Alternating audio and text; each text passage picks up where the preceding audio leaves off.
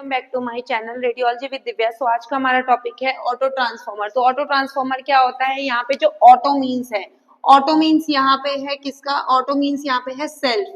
ठीक है, सेल्फ क्यों बोला गया है? नॉर्मली हमारे पास जो ट्रांसफॉर्मर होता है, अगर हम देखें, ठीक है, नॉर्मली हमारे पास क्या होता है, हमारे पास दो वाइंडिंग प्रेजेंट होती है जो कि लैमिनेटेड कोर के दोनों तरफ लगी होती है, जो as a primary winding as a secondary winding काम करता है। लेकिन अगर हम ऑटो ट्रांसफॉर्मर की बात करें तो यहाँ पे हमारी क्या है, सिंगल वाइंडिंग प्रेजेंट है जो as a primary winding and as a secondary winding दोनों की तरह काम करता है।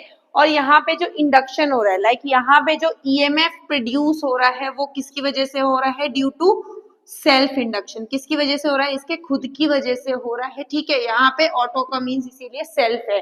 तो यहाँ पे क्या क्या चीजें मैंने बताई कि ये एक तो ऑटो ट्रांसफॉर्मर मतलब ये सेल्फ इंडक्शन की वजह से आपका ईएमएफ प्रोड्यूस कर रहा है, और यहाँ पे सिंगल वाइंडिंग प्रेजेंट है जो as a primary winding as a secondary winding both काम कर रहा है।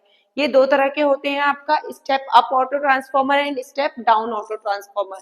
तो स्टेप अप ऑटो ट्रांसफॉर्मर का अगर हम बात करें तो ये जो आप देख पा रहे हो ये आपकी वाइंडिंग है, ठीक है, जो लैमिनेटेड कोर के अराउंड रैप्ड है।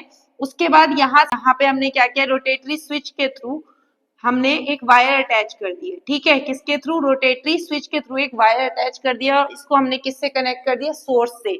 ये सोर्स से हम क्या देंगे? एसी वोल्टेज देंगे। ठीक है, तो और इसको हमने क्या किया, दूसरी साइड हमने इसको किससे कनेक्ट किया है? आरएल से कनेक्ट किया। आरएल हमारा क्या है? लोड रेजिस्टेंस है। इसे हमने स्टेप अप ऑटो ट्रांसफॉर्मर क्यों बोला है? क्योंकि आप देखो, हमने ये वाइंडिंग को यहाँ से, मान लो ये हमारा ए पॉइंट है एंड ये हमारा बी पॉइंट है, तो आप देखो ये जो सोर्स हमने जहाँ कनेक्ट किया है रोटेटरी स्विच की मदद से, हमने इसे सी पॉइंट मान लिया। तो यहाँ पे 1 2 3 4 यहाँ पे जो वाइंडिंग है आप देखो, प्राइमरी साइड कम वाइंडिंग है, इसीलिए मतलब प्राइमरी साइड कम वाइंडिंग है, एंड सेकेंडरी साइड आप देखो 1 2 3 4 5 6 7 8 वाइंडिंग है। तो आपकी सेकेंडरी साइड क्या है? ज्यादा वाइंडिंग है, इसीलिए यहाँ पे क्या है, ये सेकेंडरी वाइंडिंग की तरह काम कर रहा है। तो हमारा ए से बी तक क्या हुआ? सेकेंडरी वाइंडिंग हुआ, एंड यहाँ पे आपका सी से लेके बी तक क्या हुआ?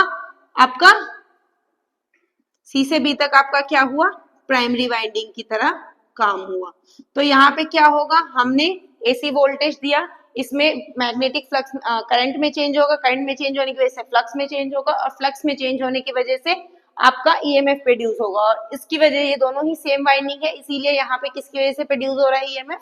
सेल्फ इंडक्शन की वजह से प्रोड्यूस हो रहा है। ठीक है, तो ये था स्टेप अप ट्रांसफॉर्मर। क्यों है? क्योंकि यहाँ पे जो नंबर ऑफ टर्न्स है सेकेंडरी साइड ज्यादा है, तो हमारा क्या हुआ, स्टेप अप ट्रांसफॉर्मर वोल्टेज बढ़ा के देगा। ठीक है, नेक्स्ट अगर हम स्टेप डाउन ट्रांसफॉर्मर की बात करें तो हमारा देखो यहाँ पे भी सिंगल वाइंडिंग है, और यहाँ पे जो आपका नंबर ऑफ टर्न्स है आपका सेकेंडरी साइड वो कम है as compared to primary side, इसीलिए हमारा क्या है, स्टेप डाउन ऑटो ट्रांसफॉर्मर।